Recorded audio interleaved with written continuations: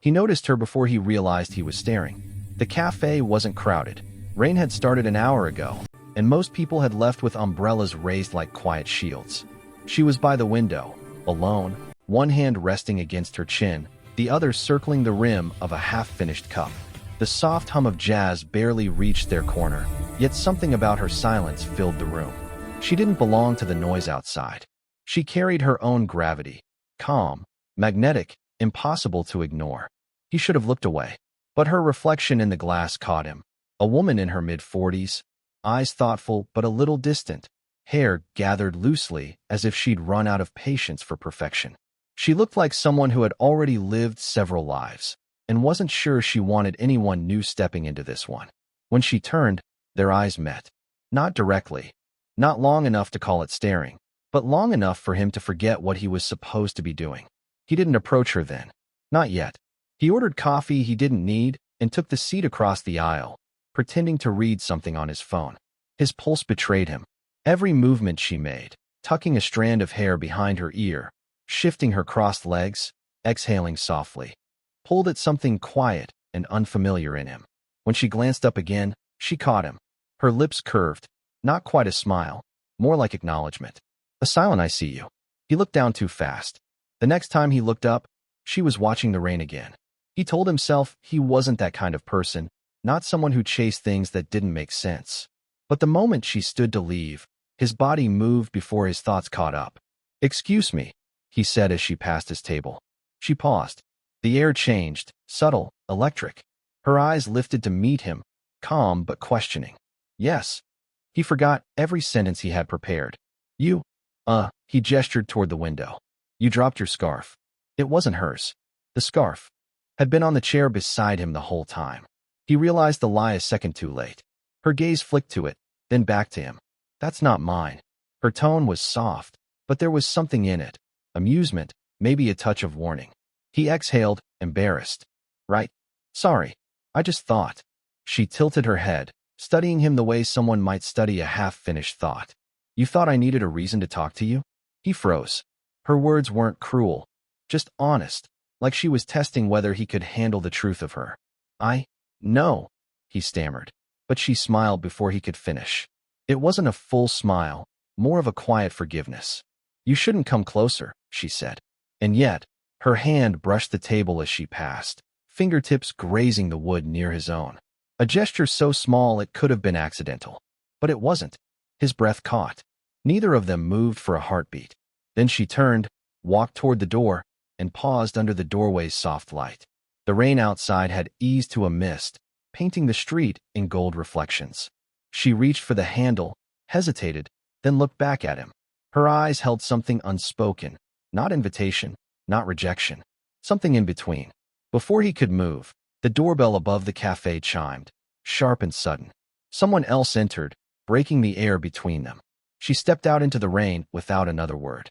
He stayed where he was, fingers still near the spot her hand had touched, as if the warmth might still be there. Outside, she didn't look back. Inside, he finally exhaled and realized he saw her again 3 days later. It wasn't planned, at least not by her. For him, maybe it was. The cafe had become a habit he couldn't explain. Same table, same black coffee he never finished. He told himself it was just routine. But when she walked in, umbrella dripping and hair damp from the rain, he knew the truth. He had been waiting. She noticed him instantly. A flicker of recognition softened her face, then something like restraint clouded it. "Persistent," she murmured when she reached the counter. He smiled, careful not to push too much. "Or just lucky." This time, she sat at the next table, not across the room. Close enough that he could catch the faint scent of her perfume, something warm with a trace of cedar. "You come here often?" he asked, trying to sound casual.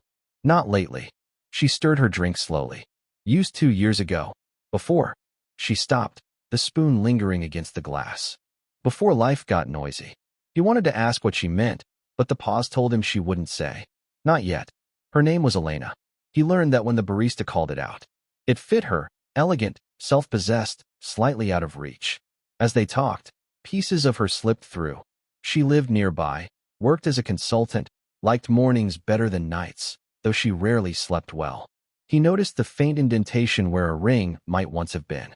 And when she asked about him, her tone shifted, not flirtatious, just careful.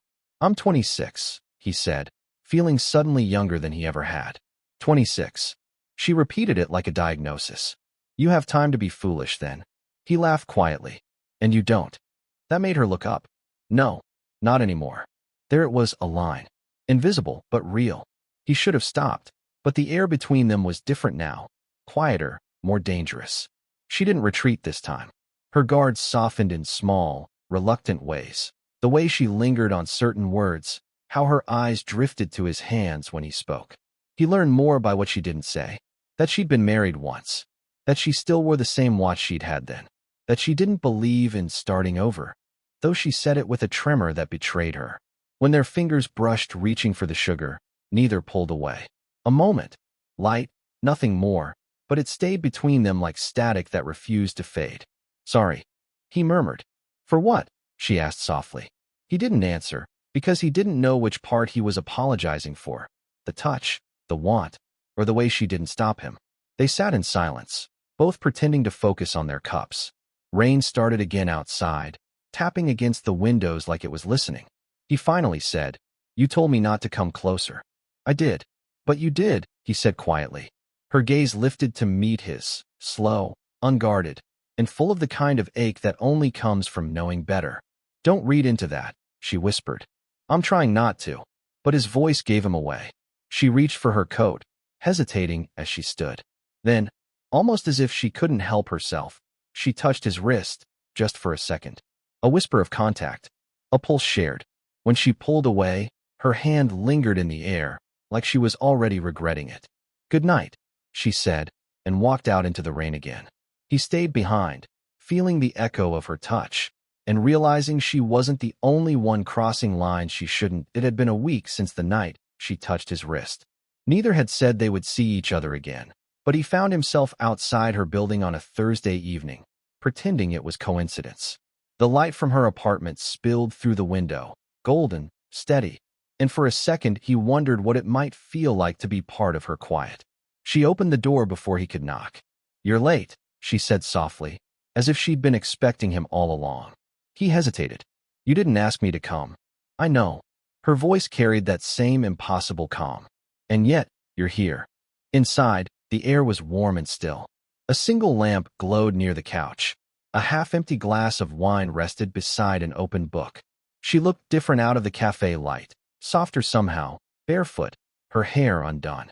"Coffee's off the menu," she said, trying to sound detached. "I've upgraded." He smiled. "You don't seem surprised to see me." "I'm old enough to know curiosity always wins," she replied, walking past him toward the window.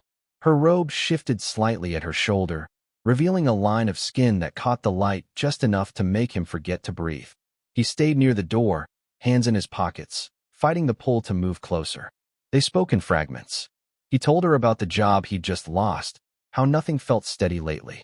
She told him about her son, 22, studying abroad, the same age, almost, as him. That made the air change. Her eyes flicked away, the words hanging between them like a boundary drawn too late. "This is a bad idea," she said finally. He nodded, though his feet didn't move. "Probably." The silence after that felt louder than any argument could have been. He could hear her breathing, see the faint rise and fall of her chest as she turned slightly toward him. He took one step forward. She didn't move back. Another step, slower this time. "Don't," she whispered, but her voice didn't sound like no. Her hand rested on the windowsill, his brushed against hers. Neither pulled away. He looked at her, really looked, and saw everything she tried to hide behind that calm. Loneliness, fear, the ache of someone who'd built walls too late to remember how to climb down from them. "Elena," he said, and her name came out like a confession. She closed her eyes. "You shouldn't say it like that." "Like what?" "Like you mean it." The space between them disappeared in a breath. Their foreheads almost touched, close enough that he could feel the warmth of her skin, the faint tremor in her exhale. And then, a voice from the hallway. "Elena? You home?" She froze. The sound of keys, the door handle turning. Her eyes widened. "You have to go," she whispered. He stepped back, heartbeat thudding. She moved to the door, meeting him with one last look that said everything words couldn't. Go. He slipped out through the balcony just as the front door opened. From outside, he heard her voice. Calm, steady, pretending nothing had happened.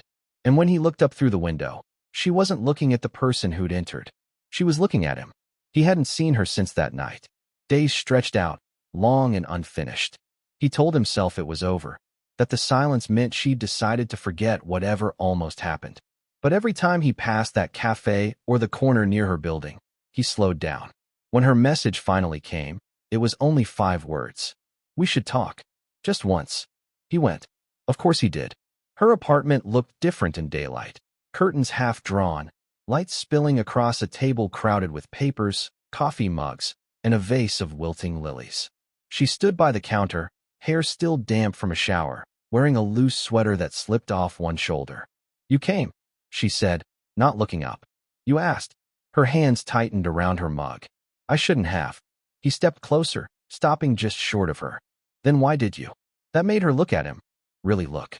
There was no calm this time, no distance. Just the quiet panic of someone who'd been trying too long to stay composed. Because, she said softly, I can't stop thinking about something that shouldn't exist. He didn't breathe. You think I don't see what this looks like? She went on. You're, what, 26? And me? She laughed, short and unsteady. I'm old enough to know better. Old enough to be ashamed for wanting to know what happens if I don't stop. He took another step. Then don't. Her breath caught. You don't understand what you're asking. Then make me. The silence between them sharpened, a thin thread ready to snap. He could smell her perfume, faint and warm, mixed with the scent of coffee and rain from the open window. She turned away, pressing her palms against the counter as if holding herself in place. You don't know me, she whispered. Not really. I know you don't sleep well, he said quietly. You stare at the rain when you tea. Think no one's watching. You wear a ring you don't believe in anymore. And you tell people to stay away right before you step closer. She exhaled, shaking her head, but didn't move. That's not knowing. That's dangerous. Maybe. He moved closer until he could feel the heat radiating off her. But I can't stop. Her hand lifted slightly, like she meant to push him away, but instead her fingers brushed against his chest, barely there, trembling. His pulse jumped beneath her touch. Elena, don't. Her voice broke on the word. Please. But she didn't move. His hand rose, slow, deliberate, brushing a strand of hair away from her face. It slid across her jaw, his thumb grazing the corner of her mouth. Her eyes fluttered closed, and for a heartbeat, the whole world seemed to hold still. The rain, the air, even the sound of their breathing. She whispered, We'll regret this. He whispered back, Then let's make it worth it. Her eyes opened, wide, searching, terrified of the yes she couldn't say. They leaned in, not enough to touch, not yet. Just close enough that his breath tangled with hers, her hair brushing his cheek. And then, the sound of a door closing somewhere down the hall. A shadow moved outside her frosted glass window. She froze, lips a breath away from him. Elena, a voice called, male, uncertain, familiar. Her eyes widened. He didn't need to ask who it was. Neither moved. The world narrowed to the inches between them, to everything they could never admit, and the question that hung, trembling, in the air. Would she pull away, or finally stop pretending? The voice from the hallway froze them both. Elena's expression shifted, not just surprise, but something deeper. Fear. Recognition.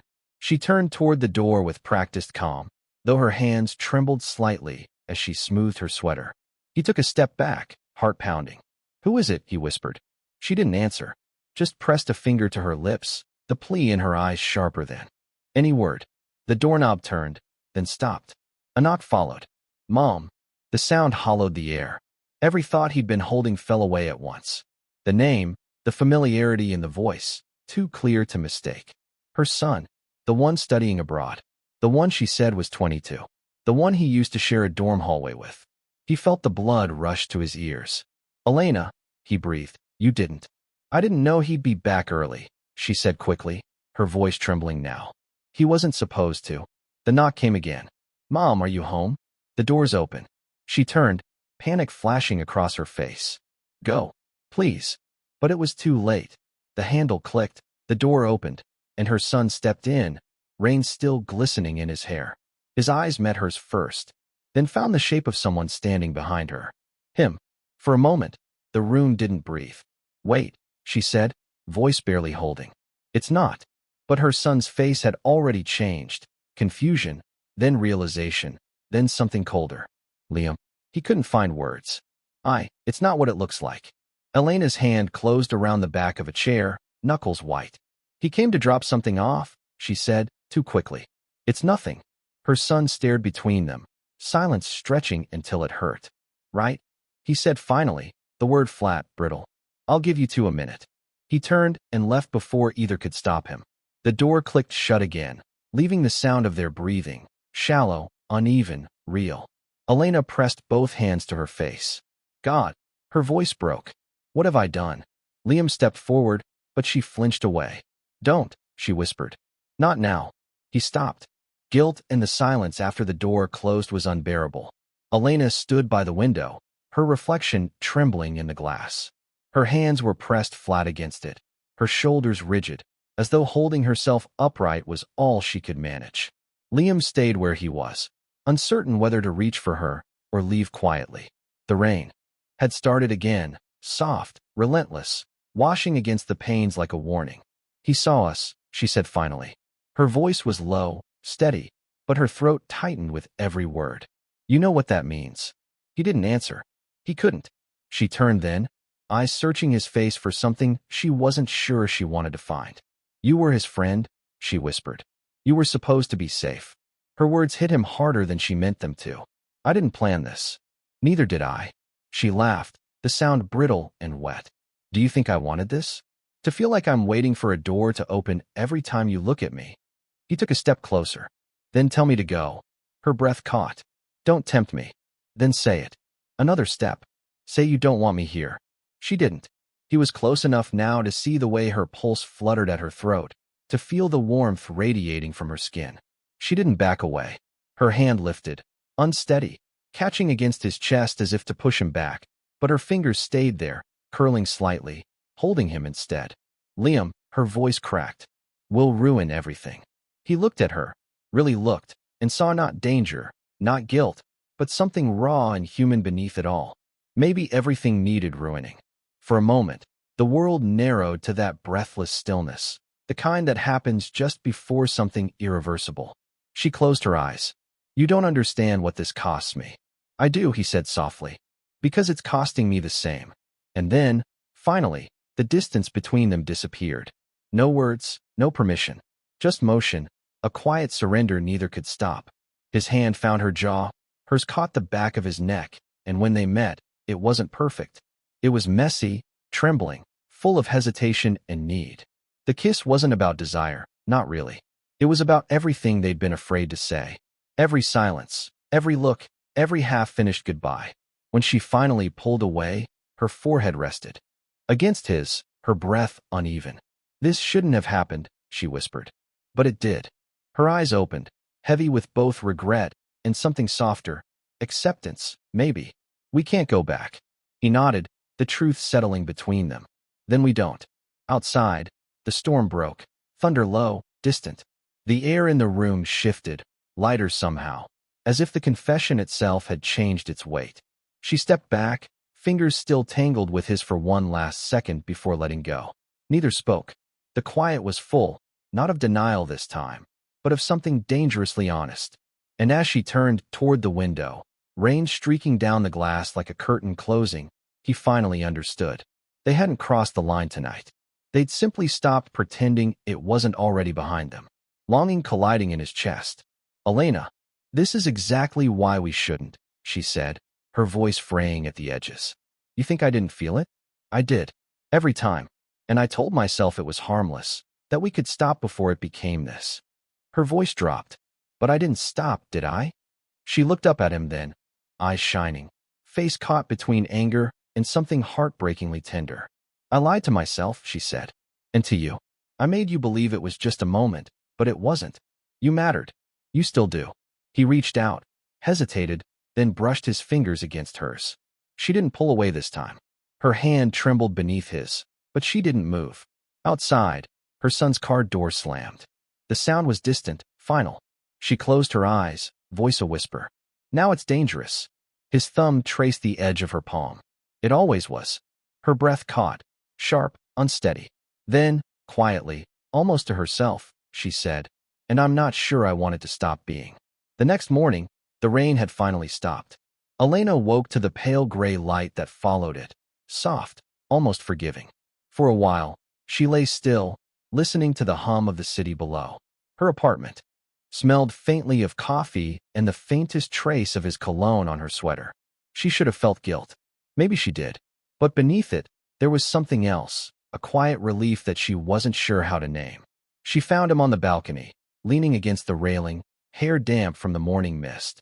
He turned when she slid the door open, a small, uncertain smile finding his face. Didn't think you'd still be here, she said, voice low but steady. He shrugged. Didn't think I could leave without saying something. She stepped beside him, pulling her sweater tighter.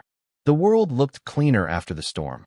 Rooftops shining, air heavy with the scent of wet pavement and jasmine from somewhere nearby. They stood like that for a while. No words, just the sound of the city waking up around them. Finally, she said, he won't forgive me for a long time.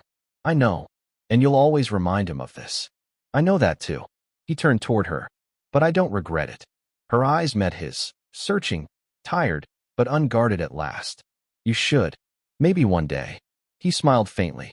But not today. She looked down, shaking her head, though a small laugh escaped her, quiet, real.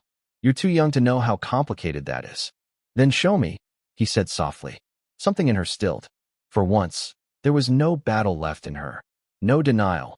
No pretending they could go back to being strangers. The fear had burned itself out. She reached up, brushing a raindrop, or maybe a tear, from his cheek. Her thumb lingered there, tracing the faint stubble along his jaw. You're impossible, she murmured. He caught her hand, turned it over, and pressed his lips against her palm. Not a kiss of possession, but gratitude. I know, he whispered. She leaned forward then, her forehead resting gently against his. For a moment, the world went still again, like time had folded back to that first moment in the cafe, when everything started with a single glance and a breath held too long. When she spoke, her voice was barely a whisper. This doesn't have to make sense to anyone else. He nodded. It doesn't. Her hand slid into his, their fingers intertwining slowly, carefully, like they both knew what it meant to hold something fragile and still want to keep it. The light shifted through the clouds, warm and gold, washing the room in quiet clarity. They didn't need promises. Just the shared understanding that some connections aren't meant to be explained, only felt. When she finally looked up, she smiled, small, honest, almost shy. Stay for coffee, she said. He smiled back. Only if you'll have one too.